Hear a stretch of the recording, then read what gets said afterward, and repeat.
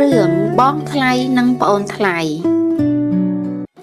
មានមនុស្សពីរនាក់ជាបងប្អូនថ្លៃនឹងគ្នាបងថ្លៃជាអ្នកក្រប្អូនថ្លៃជាអ្នកមានទ្រព្យសម្បត្តិថ្ងៃមួយឪពុកក្មេកមានកិច្ចរវល់ត្រូវប្រាប់បងប្អូនកូនចៅឲ្យទៅស៊ីផឹកនៅផ្ទះគាត់ប្អូនថ្លៃនោះបានជួបនឹងបងបបួលទៅស៊ីឯផ្ទះឪពុកក្មេកបងថ្លៃនិយាយប្រាប់តាមត្រង់ថាមិនហ៊ានទៅទេព្រោះខ្លួនជាអ្នកក្រមិនធ្លាប់ស៊ីម្ហូបចំណីល្អក្រែងមិនត្រូវបែបបត់ខ្មាស់គេ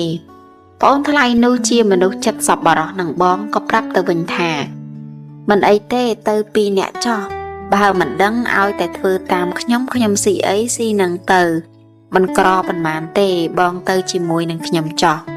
បងក៏ព្រមទៅលុះទៅបរិភោគនៅទីនោះបបួលគ្នាស៊ីបាយតាមធម្មតាទៅដល់គេលើកសម្លខ្ចៅមកប្អូនក៏យកចង្កឹះមួយចាប់មកពោមរួចជញ្ជក់អស់ខ្ជាក់សម្បកខ្ចៅ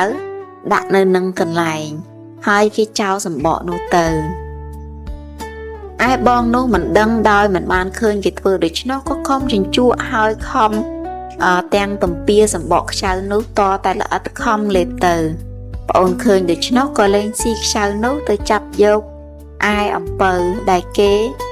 ឡៅទុកនៅចាននោះមកស៊ីរួចគេយកកន្សែងខ្ចប់ដាក់ហើយចោលទៅទៀត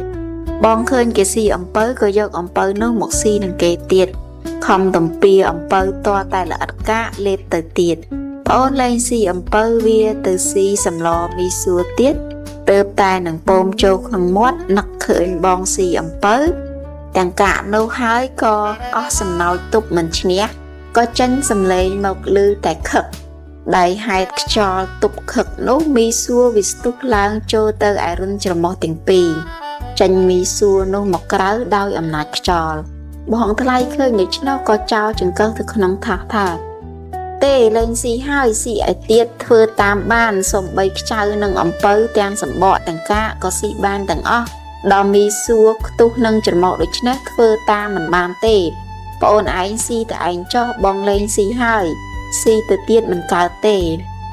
កតេសម្រាប់អប់រំពិចារណានៅក្នុងរឿងពុតគ្រូកំត្រាប់ច្បាប់គ្រូឲ្យយក